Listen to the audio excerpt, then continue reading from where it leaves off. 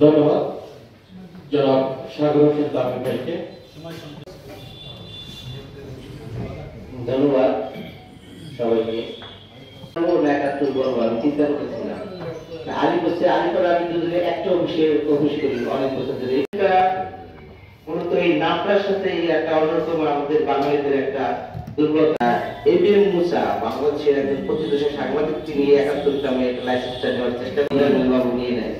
তো ওইখান থেকেই তো আমরা জানলাম যে বাংলাদেশে ৭১ টেলিভিশন সকালে ৭১ টেলিভিশনের আগে যে সালামে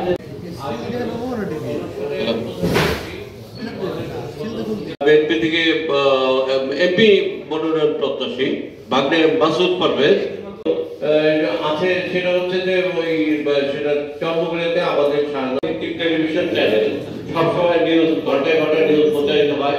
সেটা ওই মিডিয়া তাকে একটা অ্যাসাইনমেন্ট দিয়ে দেবে, তাহলে তাদের কোনো বন্ধ নেই, কোনো ছুটি নেই, তাদের বিষয়ে চালিয়ে দিতে হবে।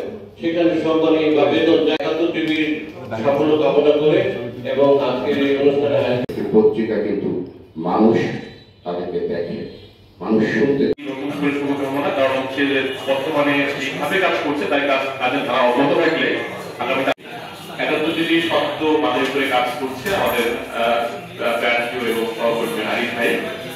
তার শুভেচ্ছা জানাচ্ছি আজকের এই অনুষ্ঠানে ৭১ টেলিভিশনের এবং আলিফ ভাই। আমি আমাদের ভাই যেহেতু আলিফ ভাই আগেও মহারাটি টেলিভিশন আলিফ ভাইয়ের সাথে আসলে আমি যেগুলো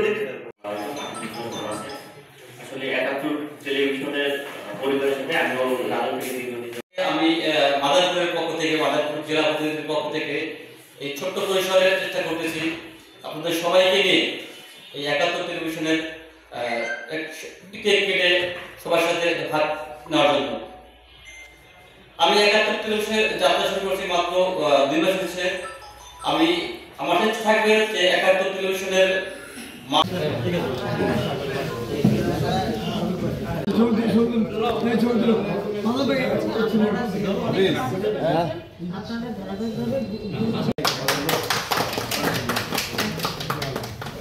ধন্যবাদ।